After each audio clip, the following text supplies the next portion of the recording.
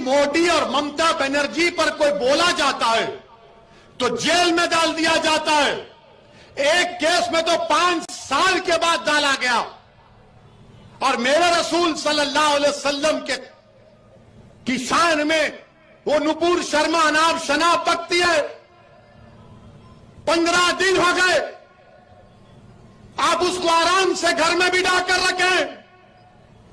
अब बताओ, मुझ पर इल्जाम लगाने वालों मैं क्या करूं? मेरे रसूल के बारे में अनाब शनाब बका जा रहा है। ये 5 तुमको वाकयात बता रहा हूं। और फिर तशद्दुद वायलेंस का मैं खिलाफ हूं। बताओ, झारखंड में 2 मुस्लिम बच्चों को गोली मार दी गई।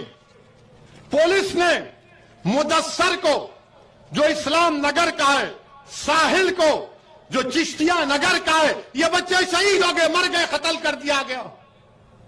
सर पे गोली मार दी साहिल के। ये बच्चों को गोली मारेंगे आप? बताओ, झारखंड की हुकूमत जो कांग्रेस की सरकार है, जीएमएम की सरकार है, 2 बच्चों को गोली मार दिए। अफसर आलम एक बच्चा, 6 गोलियां उसको मारी गई, 4 निकाली गई, 2 गोलियां उसके जिस्म में। और वो साहिल की मां क्या कह रही है, मैं वीडियो देखा। वो कह रही कि रसूलुल्लाह सल्लल्लाहु अलैहि वसल्लम के लिए मेरे बेटे ने अपनी जान को कुर्बान कर दी। नहीं, तुम थाली नहीं मारोगे। सोचो थोड़ी देर के लिए, तुम्हारा भाई था, तुम्हारा बेटा था, क्या करोगे तुम? क्या हम अपने बेटों को इसलिए पैदा करते हैं कि जान दे दें? क्या हमारी जान की कीमत नहीं है? क्या उस बच्चे के, उसके मां को हक हासिल नहीं था कि उसके ज़ईफ़ी का सहारा बने? ये मेरी लड़ाई है। इस पे बोलते हैं भड़काऊ भाषण दिया, 2 बच्चे मर गए, गोलियां मार दिया आपने। ये नहीं होता था अगर देश के प्रधानमंत्री एक्शन ले लेते। मैं वायलेंस को कंडेम करता हूं। प्रोटेस्ट होना चाहिए, मगर संविधान के दायरे में होकर रहना चाहिए। प्रोटेस्ट करना हमारा बुनियादी हक है, फंडामेंटल राइट है, मगर अमन के साथ। यहां पर 2 बच्चे चले गए। प्रयागराज में लोगों ने प्रोटेस्ट किया तो आपने आफरीन फातिमा के घर को तोड़ दिया, पूरे घर को तोड़ दिया। क्या कहा उत्तर प्रदेश की सरकार ने कि इसका बाप और ये जिम्मेदार है? क्या कोर्ट किस लिए है? फिर बताओ आप, अदालत किस लिए है? जज किस लिए है? पुलिस किस लिए है? अगर तुम तय कर लोगे 15 दिन से नुपुर शर्मा गिरफ्तार नहीं होती और हमारे खिलाफ जजमेंट दे दिया जाता है कि तुम मेन आदमी हो, तुम्हारे घर को तोड़ दिया जाएगा। और घर को तोड़ रहे हैं। और ये मीडिया के लोग, जो इंग्लिश चैनल है न्यूज 18, वो क्या कहता है? वो क्या कहता है कि आफरीन फातिमा के घर से, आफरीन फातिमा के घर से एक पोस्टर निकला। पोस्टर पर वो रिपोर्टर दिखा रहा है, अंग्रेजी में लिखा है, when injustice becomes law, rebellion becomes a duty. उसका माने यह है कि जब नाइंसाफी एक कानून बन जाता है तो उसके खिलाफ एहतजाज करना सबकी जिम्मेदारी बनती है। यह थॉमस जेफरसन अमेरिका के सदर ने कहा था। और ये रिपोर्टर का, इसके घर से ये निकला, ये निकला। क्या कोई बम बनाने का सीक्रेट निकला? क्या कोका कोला का फार्मूला निकला? वही बात, when injustice becomes law, rebellion becomes a duty. ये कौन लिखा था मालूम आपको? महाराष्ट्र के ex chief minister Devendra Fadnavis की पत्नी ने ट्विटर पर लिखा था। तुम तोड़ोगे घर जाकर फडणवीस का? हमारा घर तोड़ दिया तुमने। तुम कौन होते अगर उसने किया? आफरीन फातिमा के बाप ने किया तो कोर्ट में चलाओ ना केस, सजा दिलाओ उसको, जेल में डालो, कोर्ट में कन्विक्ट कराओ। क्या उत्तर प्रदेश का मुख्यमंत्री उत्तर प्रदेश का चीफ जस्टिस बन चुका है कि वह फैसला करेगा कि किसका घर तोड़ दिया जाए? अगर आफरीन फातिमा के बाप को सजा भी होगी तो घर कैसा तोड़ते हैं आप? मुझे सजा होगी तो मेरा घर कैसा तोड़ेंगे आप? मुझे सजा होगी ना, मेरे घर को तो नहीं तोड़ा जा सकता। सारी दुनिया के सामने आपने उस बच्ची के घर को तोड़ा, बुलडोजर लगाकर तुमने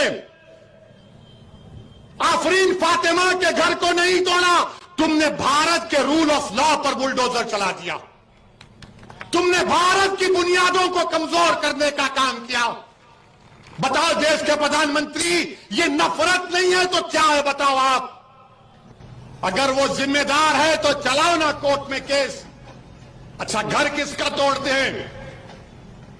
उस बच्ची का घर तोड़ते हैं जो उसके बाप को मुल्जिम करार दे रहे हो। बाप का घर नहीं है, उसकी बीवी का घर है। बोलते इलीगल बनाया गया। तो क्या 7 साल 6 साल से यूपी में बीजेपी की सरकार सो रही थी? और आपने क्या किया? पत्थर फेंके, घर तोड़ दिया।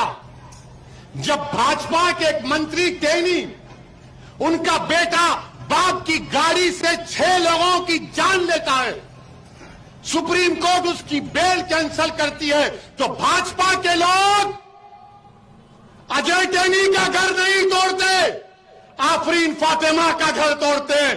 बताओ भेदभाव कौन कर रहा है? अजय का घर है तो नहीं तोड़ा जाएगा, फातिमा का घर है तो तोड़ा जाएगा। ये कौन सा इंसाफ है? ये कौन सा इंसाफ है? बताओ आप। उसका नाम अजय है तो घर नहीं टूटेगा। 5 लोगों की हत्या का इल्जाम, ये सबका साथ, सबका विकास, ये ढकोसले वादे।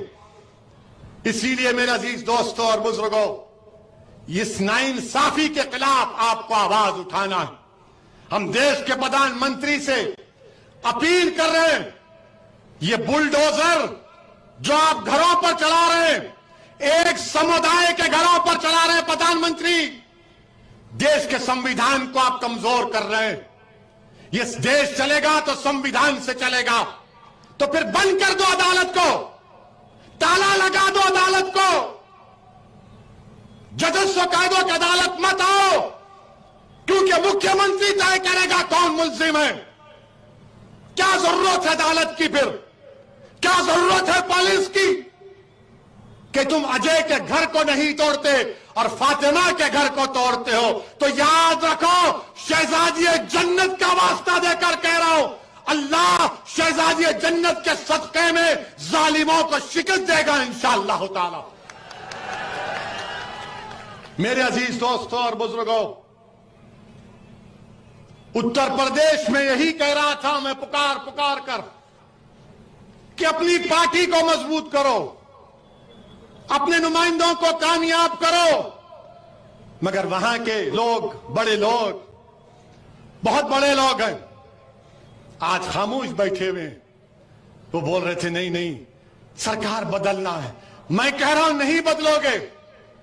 घर तोड़ दिए, कोई नहीं जाता। जो मुझ पर इल्जाम लगा रहे थे बी टीम का, आज कहां है तुम? बताओ, क्यों तुम्हारे मुंह में दही जम गया? जो बोल रहे थे समाजवादी को दो, कांग्रेस को दो, मगर ओवैसी से होशियार रहो। अगर तुम्हारा नुमाइंदा होता तो कम से कम जाता वहां पर, पूछता उन लोगों से। हमने दिल्ली में हमारे कलीम रफीज सदर साहब दिल्ली के पुलिस स्टेशन को रिप्रेजेंटेशन देने गए तो अमित शाह की पुलिस ने उठाकर उनको तिहाड़ जेल में डाल दिया। हमारे 30 लोग जेल में। मेरे अजीज दोस्तों और बुजुर्गों, मेरी आपसे दरमंदाना अपील है कि आप मुत्तहिद रहिए, मजलिस का साथ दीजिए। और मैं अपनी तकरीर का अख्तिताम उस दुआ से